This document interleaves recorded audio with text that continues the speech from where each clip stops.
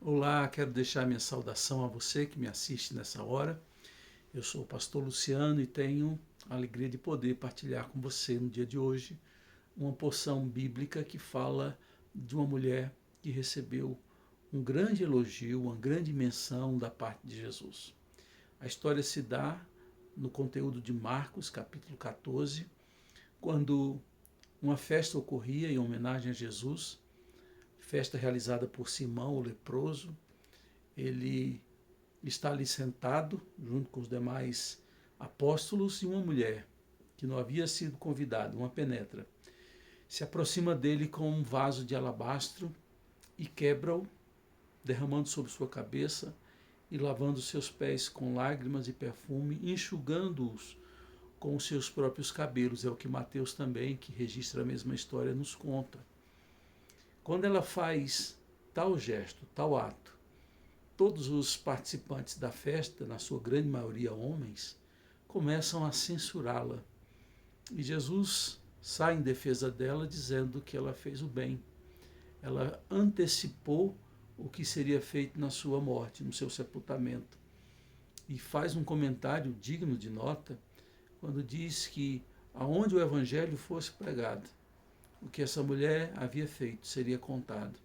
Ou seja, dava um toque de protagonismo àquela mulher, porque ela soube perceber, discernir a importância de fazer o que havia feito. É este ato que precede os últimos momentos de Jesus antes da sua morte e da sua ressurreição. E por que Jesus faz isso? Por que Jesus destaca o que essa mulher fez? Primeiro, porque ela deu valor a ele. Quando você estuda o significado deste perfume, o valor deste perfume, você vai descobrir que ele valia praticamente a economia de um ano de trabalho. Era comum naquela época cada trabalhador receber por uma diária um denário. Calculou-se que aquele perfume custaria em torno de 300 denários, sem mencionar o vaso de alabastro. O alabastro ele era produzido no Egito Antigo. Havia uma pedra transparente que você ia trabalhando e fazia desta pedra um vaso. Então ficava quase que um vidro, por ser leitoso, quase que transparentes.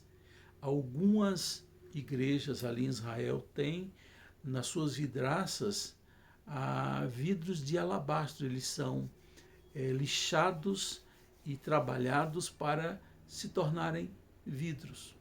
Então não era barato. Tanto o vaso quanto o conteúdo, o nardo, não era conseguido, não era produzido nem no Egito, nem em Israel, vinha da Índia. Então era um produto muito caro, muito apreciado e desejados por muito. E essa mulher quebra este vaso e derrama aos pés de Jesus. Então ela diz assim que o valor que Jesus era para ela era tão grande que ela não fazia economia financeira, ela não fazia economia emocional, ela não fazia economia espiritual ao se lançar, ao se quebrar. E aí tem um segundo ato embutido, além de valorizar Jesus, ela se coloca na posição de humildade, na posição de gratidão por ser alvo de tantas bênçãos, de tantos cuidados. Ela não tem palavras para agradecer, por isso chora.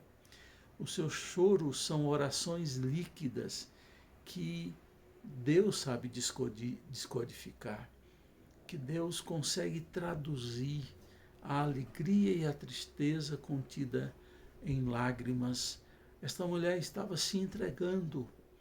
Ela não apenas demonstrou o valor de Jesus, ela não apenas mostrou que ela estava se quebrando diante de Jesus, mas também ela estava se oferecendo, se dedicando a Ele. Não havia uma perspectiva apenas de receber, mas também de se doar.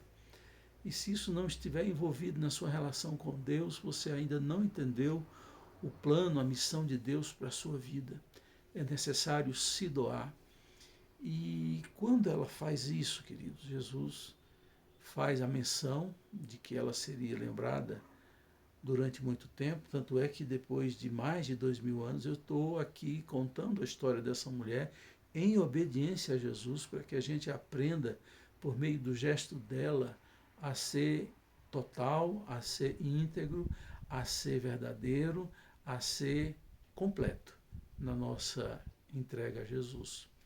As mulheres não tinham o devido valor no tempo do primeiro século e muito menos antes. Os homens encabeçavam tudo e a mulher vivia quase que reclusa dentro do seu lar, da sua casa. Há raras exceções históricas, mas era assim. Então, é curioso, e até mesmo dentro dos costumes da época de Jesus, inaceitável, ele dá um destaque a uma mulher, enquanto que havia naquela sala muitos homens.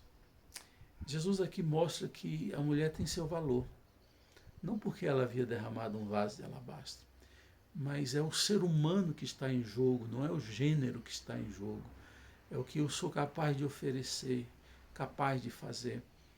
Então a mulher nunca foi inferior ao homem, pelo contrário.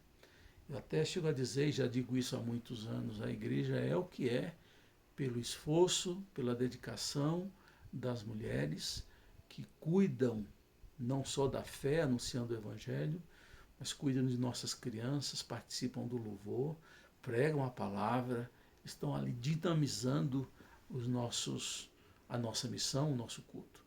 Então, cabe a nós, como Jesus fez, dar importância às mulheres. E quando eu vejo Jesus dando a ordem aos seus discípulos de relembrar o que essa mulher havia feito, eu lembro também de uma mulher que passou quase desapercebida na história do Brasil e ela foi muito importante. E é uma estrangeira que dá o valor para ela. Eu estou aqui me referindo a Maria Quitéria, uma das heroínas da independência da Bahia. A Bahia, muito antes do grito do Ipiranga, iniciou um processo de libertação do domínio português ali em Salvador. No começo do ano de 1822, Salvador já estava em profunda rebeldia contra Portugal.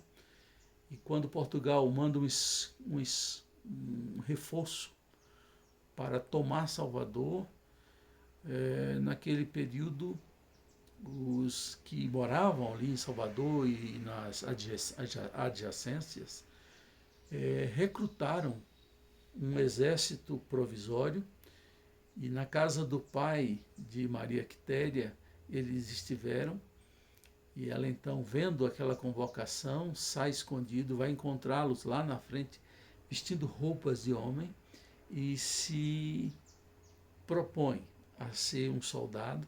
Ela foi alistada como soldado Medeiros e participou das grandes batalhas por libertação do domínio português ali em Salvador.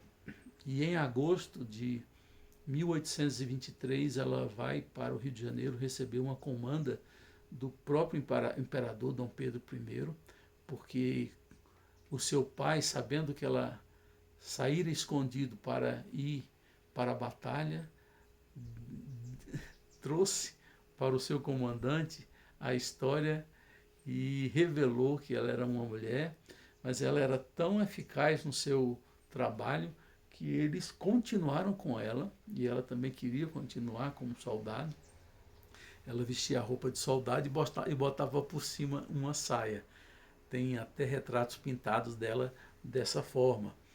E passaria desapercebida na história se não fosse uma inglesa chamada Mary Graham, que esteve no Brasil entre 1821 e 1823 e que nas suas memórias ela registrou a história heróica de Maria Quitéria e colocou no seu livro. Depois de muito tempo é que a história de Maria Quitéria é reencontrada e ela é mais uma vez redescoberta e colocada no devido lugar na história. É interessante como o papel das mulheres e o que elas fazem tem essa característica de algo secundário. Enquanto que Jesus dá o destaque prioritário que aquela mulher fez na casa de Simão, nós precisamos resgatar não só a história de Maria Quitéria, mas a história de tantas mulheres anônimas que na vida social, na vida familiar, na vida da igreja e em tantas outras áreas da igreja fazem tanto e recebem tão pouco destaque. É claro que a gente que trabalha para Deus, a gente trabalha para a honra e glória do seu nome. Nós não queremos aparecer, queremos que Deus cresça e nós diminuamos. No entanto, é de bom tom, é necessário que aquele que faz algo distintivo receba a honra. Paulo vai dizer: honra a quem merece honra. E eu quero hoje deixar, nesse mês de março de 2024, a cabeça às vezes vai lá atrás, 2024, eu faço essa menção a essa mulher no mês da mulher.